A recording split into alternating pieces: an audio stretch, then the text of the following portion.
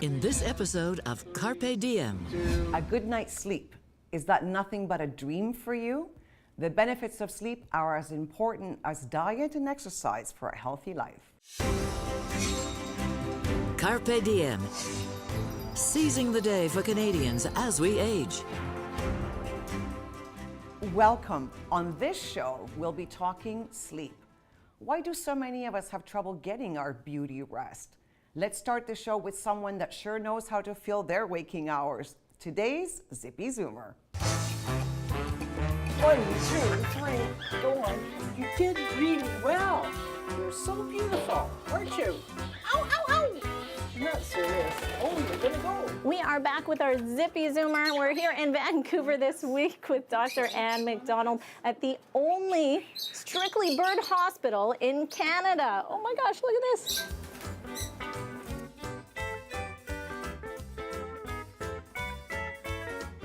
What I have come to realize is that this is what I love. And Yes. that is the whole thing. And I saw Jurassic Park, and when the scientist lies down on top of one of the dinosaurs, and you just see how he just strokes this dinosaur, and it's that same sort of feeling that you realize that you just absolutely love the species. You know, it's a passion, I guess. Oh, no. I don't know, for quite a while, like probably even for a year's time, I don't think I got more than 5 hours sleep. This has happened because she's been bitten by another parrot. I don't know how she does it, honestly. I don't know how a lot of them do it. I know they get calls in the middle of the night and that sort of thing. And from what I hear, it's always crazy busy here. And of course, this is where they took care of Canuck. And, you know, she's just an amazing woman. Hey, bud. Oh, don't like that side. She was getting attacked by So a you're raven. saving them. Yeah. Aw, so Dr. grateful. McDonald's an angel, and I love her so much. I know she's always here if we need her. So we called it the Night Albert Hospital because we're a night emergency clinic. I would work at the clinic for 5 days a week. Then I'd go to Vancouver Island for 2 days a week. I'm just going to get my stethoscope out. Okay, so her heart is pretty slow. Beautiful beat. We have 6 more Amazons that need homes. So there you go. If you want to adopt a bird, you can't have a Lily, but you can have one of the other ones. We're going to head back to the studio with Carmen. If you have a Zoomer to nominate, don't forget to nominate them at zippyzoomer@carp.ca. Well, Dr. Ann just said she only needs 5 hours or only sleeps 5 hours. How many hours do you get? I probably sleep 6 to 6.5 hours. Dr. Ann gets woken up for emergencies with animals. I get woken up because my baby gets up and she needs to be fed. So that's my disruption recently. Yeah, and that's unavoidable. How about you, Luke? I get my 7.5 hours at least, typically. Yeah, I sleep pretty well. You know, and the metric of that is, how do I feel during the day? Am I tired during the day? And you're not. Generally not, but I have the advantage of being able to take a nap. So that's what The siestas, we like those. How about you, Jeff?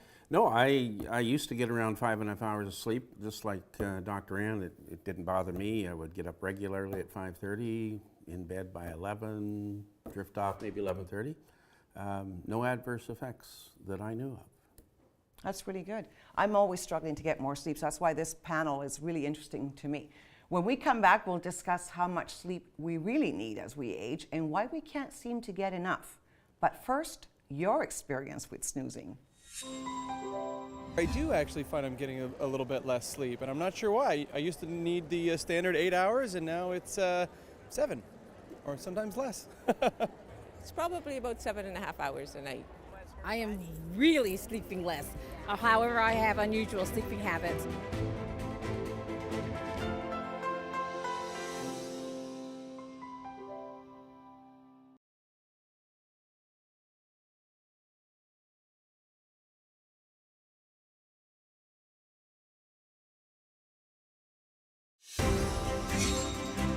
Carpe Diem. Seizing the day for Canadians as we age. We have a panel that is going to give us tips, tell us about the latest research, and share the challenges associated with sleep. Why do we need it? Let's go to Idea City to find out. Brains shut themselves off from the outside world each and every day for hours on end. Why? Well, we live now in a pool of readily accessible knowledge, ideas, we're getting them today, inventions and technologies from all over the world. In our day life, we sample, teach, and interact with this pool of knowledge, ideas, inventions, and technology. But in our nightlife, the brain rewiring optimizes our cognition, our creativity, and insight, and then something wonderful happens.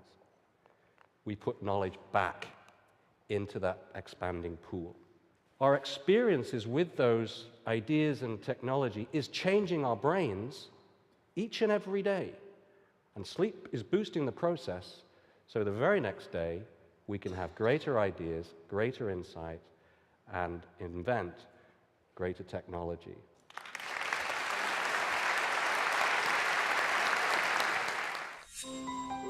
Luke, brain rewiring? Lots happens when your brain's falling asleep. And if you don't sleep, then you suffer some consequences. So the brain has a special part called the prefrontal cortex in humans, and that's the brain's CEO. As we age, the cortex starts to lose volume. We lose neurons there and in a part of the brain called the hippocampus that does a lot of our memory wiring.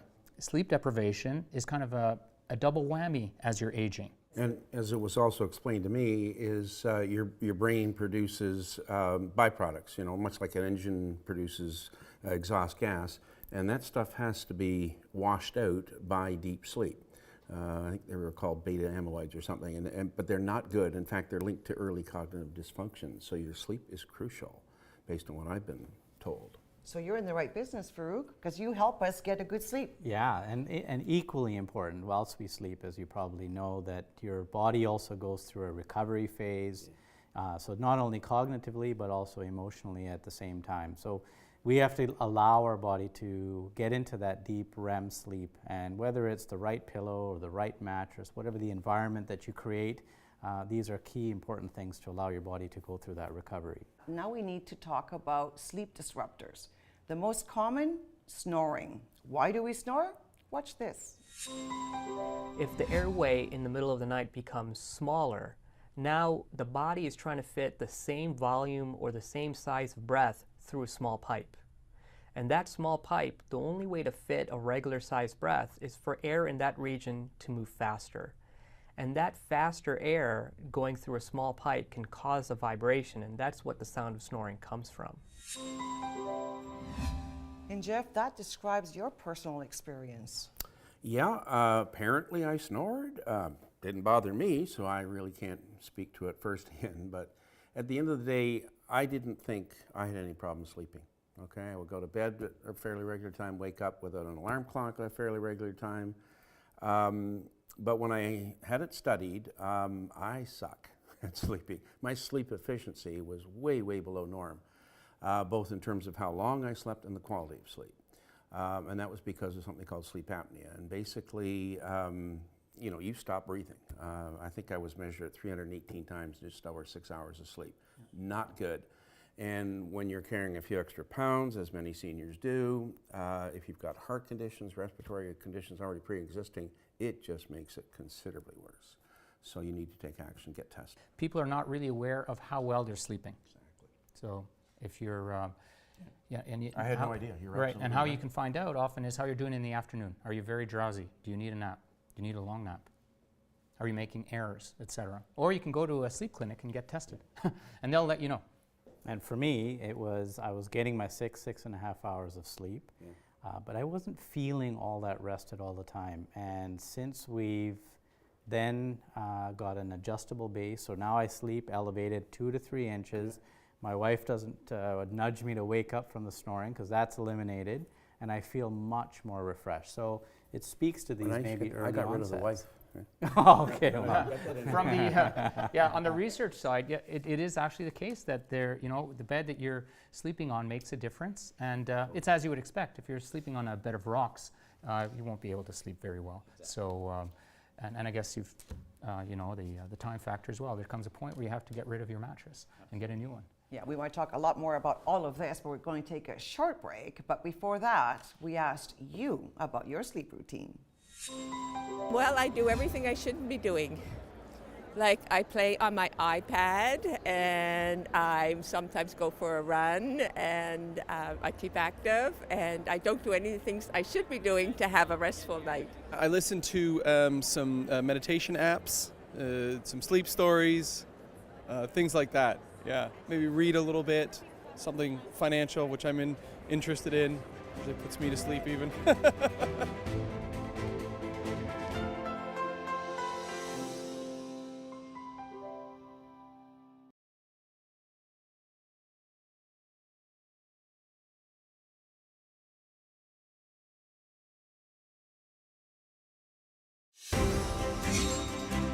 Carpe Diem. Seizing the day for Canadians as we age. Welcome back. We're discussing sleep. How do we sleep well as we age? We know there's a nap for that. Perhaps some yoga? Watch this clip from Healing Yoga that airs on our sister station, One TV.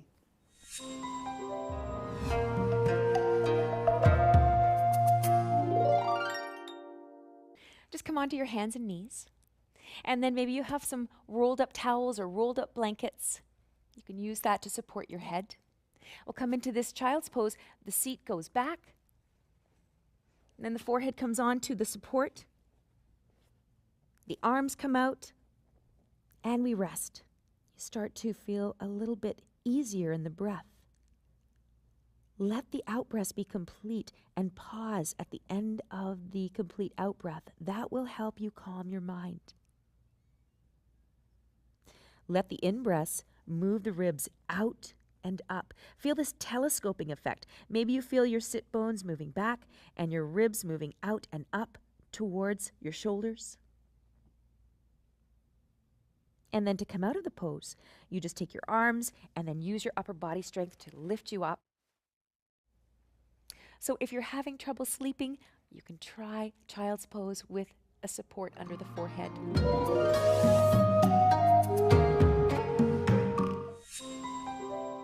So we have yoga, we have apps, we have mattress, we have pillows. Luke, what advice do you have? We just heard about yoga, which relaxation is a good thing to do because physical arousal is one of the big causes of insomnia. So if you can bring your tension down, that's good. Avoiding caffeine, because caffeine is an activator. Now, often you hear as a recommendation, quit the caffeine before bed.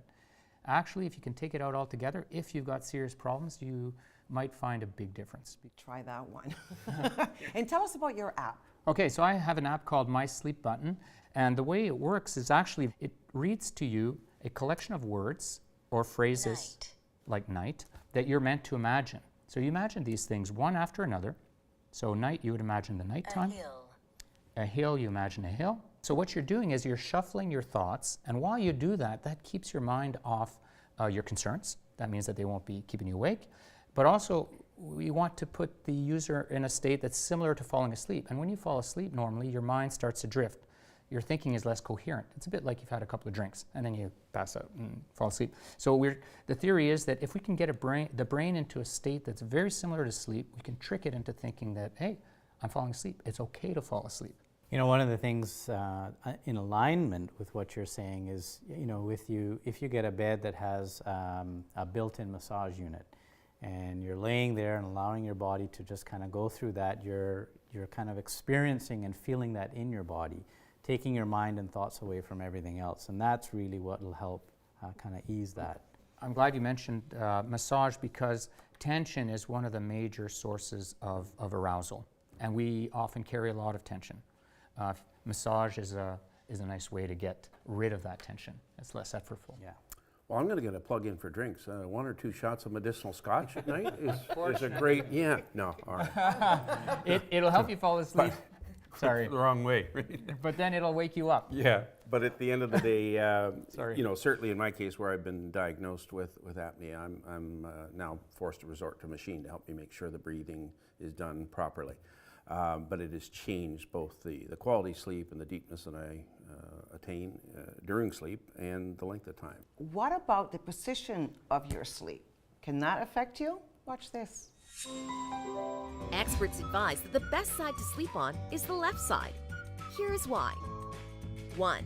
promote proper lymphatic drainage. The lymph system carries important elements like proteins, glucose, metabolites, and those elements that must be filtered by the lymph nodes. 2. Anatomical reasons. You may not remember now, but both the stomach and the pancreas are mostly on the left side of our body. If our sleeping position is on left side, we favor better digestion. 3. Health of your heart. Over 80% of the heart is on the left side of the body, and through the simple act of sleeping on the left side, we will benefit its health in a simple and natural way. 4.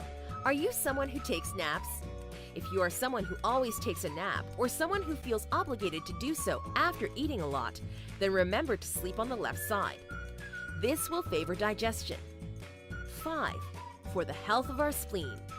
If we sleep on the left side of our body, we will help get our fluids directed to the spleen in a simpler way, favoring the natural sense of gravity in our body. Most of our lymphatic system performs its task on the left side. Fascinating tips, right? And Farouk, you were saying, Absolutely. I didn't know that. Yeah, Right? it's amazing. I mean, we've been in the industry for such a long period of time, but the points raised are critical.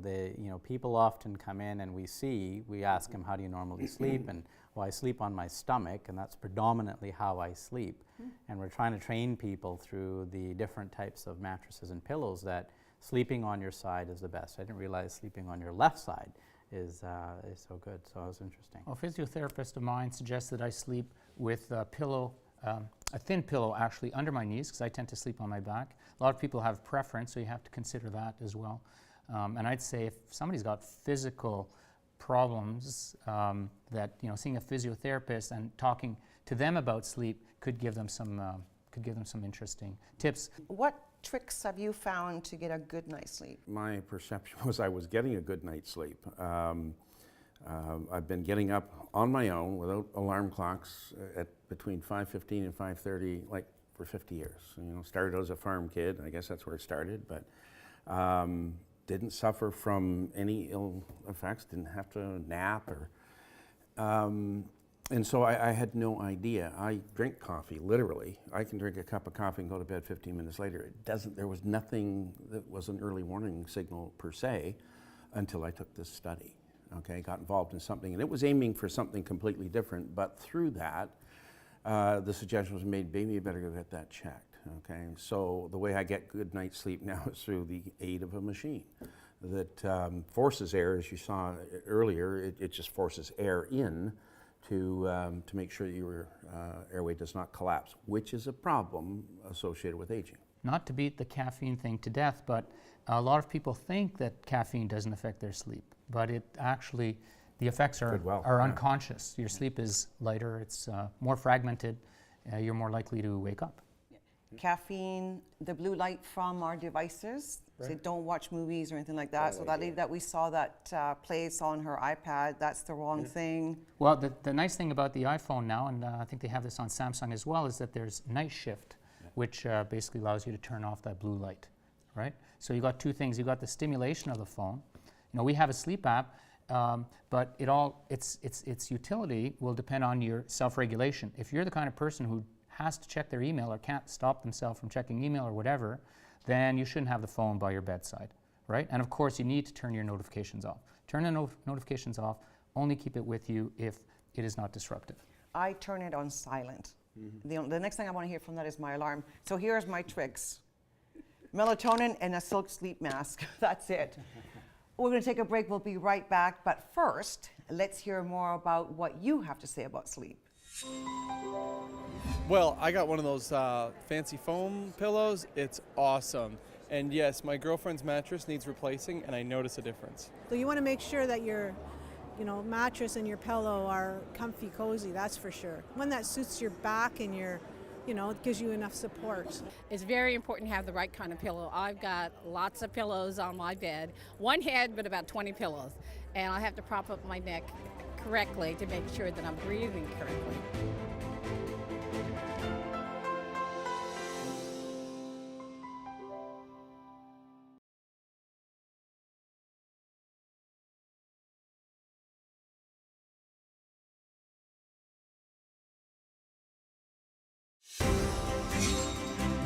Carpe Diem.